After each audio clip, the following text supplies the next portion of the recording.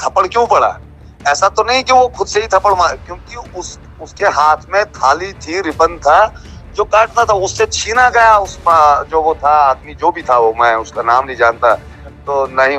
और गालियां भी उसने जो है उसको दी हुई है। उसके बाद जो है उसने उसको उसका जो है थप्पड़ मारा है। और उसके बाद जो है उसे SC ST का रंग देके, हम जो है गांधी जी को फॉलो करने वाले लोग हैं, हम हिंदू भाईचारे की बात करने वाले हैं, हम हिंदू। आपने देखा कि आज कंट्रोवर्सी क्या कुछ चल रही है। आपने देखा कि एक रोड की इनॉग्रेशन करने के लिए 3 मेंबर्स गए थे, वो कांग्रेस के कुछ मेंबर्स गए थे और बीजेपी के कुछ मेंबर्स गए थे। वहां पे ऑनरेबल MLA साहब गए थे और DDC मेंबर वगैरह गए थे। और वहां पे आपने देखा किस तरह वहां पे झगड़ा हुआ, किस तरह वहां पे, तो क्या कुछ मालूमात है इन सब चीजों को लेकर? और इसके बाद जब वहां पे झगड़ा हुआ, जब आपस पार्टियों के अंदर जब झगड़ा हुआ वहां पे, उसके बाद FIRs भी वहां पे काटी गई। आपको बता दूं कि FIR जो लगी गई वो लगाई गई स्वरणवीर सिंह जराल को, और DDC मेंबर जो उनकी माताश्री हैं उन पे FIRs लगी गई। इस सब को बातचीत करने के लिए हमारे साथ जुड़े हैं मुदस्सिर बांडे। इनको क्या कुछ कहना है इस सब को लेके, किस तरह देखते हैं इन सब चीजों को लेके, तो आइए बात करते हैं। हेलो जी जी मुदस्सिर जी, आप सुन रहे हैं? आपकी आवाज आ रही है? जी जी जी जी जी, थोड़ा सा आपसे जानकारी ये लेंगे कि जिस तरह कास्तीगढ़ के अंदर एक विवाद सा हुआ, डोडा हमेशा सुर्खियों में बना होता है, और आपको बता दूं जिस तरीके से आपने देखा वहां पे कि एक रोड की इनॉग्रेशन वहां पे चल रही थी, उस दौरान वहां पे 2 पार्टीज वहां पे आई हुई थी, तो क्या कुछ हुआ था?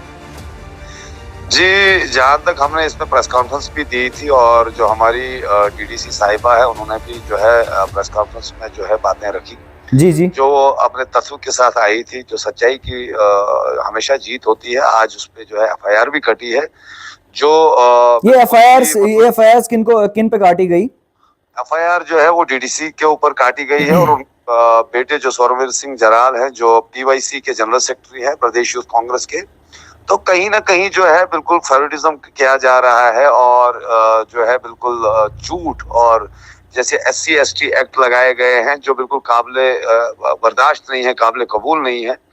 और रही बात जो वहां हुआ था, एक मतलब नॉर्मल सा एक जहां पर 3 चुने हुए लीडर थे, चाहे उसमें DDC थे, चाहे DDC चेयरमैन थे, चाहे MLA साहब थे, तीनों चुने हुए लीडर हैं। और उनके सामने जो है BJP की तरफ से एक पूरी जो है एक रैली की गई, उसको एक पॉलिटिकल प्रोग्राम बनाया गया, जबकि ऐसा नहीं होता है। नॉर्मली क्या होता है, इलाके के लोग आते हैं वहां पर, जबकि BJP के तमाम जितने भी उनके वर्कर्स थे, चाहे वो डिस्ट्रिक्ट के, उसमें भद्रवा से लेके जो पूरा इलाका पड़ता है, वो वर्कर्स वहां पर गए हुए थे बड़े दौल धमाके के साथ। और रैलीज में झंडे भी लगाए गए और ऑटोज के ऊपर झंडे थे। तो मतलब है कि रैली की शक्ल देना जहां तक है ये कानूनन तो जुर्म है, जी क्योंकि यहाँ पर क्योंकि ये पॉलिटिकल रैली नहीं थी, ये पब्लिक के बीच में जाना था और वहां एक रिबन काटना था।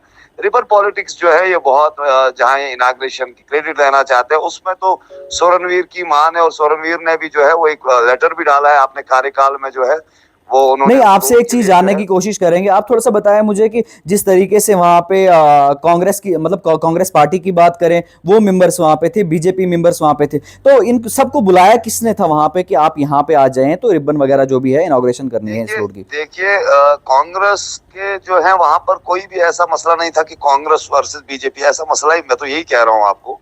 कांग्रेस BJP मसला जो है वो बाद में बना, क्योंकि वहां पर जो DDC मेंबर है वहां की, उसकी होम कॉन्स्टिट्यूंसी, उसके लोग थे, उसी पंचायत के लोग वहां पर खड़े थे, जो जहाँ पर वो स्टेशन था, सोली जगह, जहाँ पर इन्होंने इनाग्रेशन रिबन काटना था। तो वो तो उस जगह खड़े थे, वो तो उधर से आए, क्या कहते हैं, एक ढोल धमाका लेके, जहाँ जिसमें बहुत सारे लोग, आप वीडियो उठाकर देखिए ना, तो नहीं, उसमें थोड़ी ये सी है। जानकारी देखो, देखिए सुनिए बात मेरी। जैसे आपने कहा कि इनॉग्रेशन वहां पे रोड, वो DDC मेंबर कांग्रेस ने करनी थी या बीजेपी ऑनरेबल MLA ने करनी थी?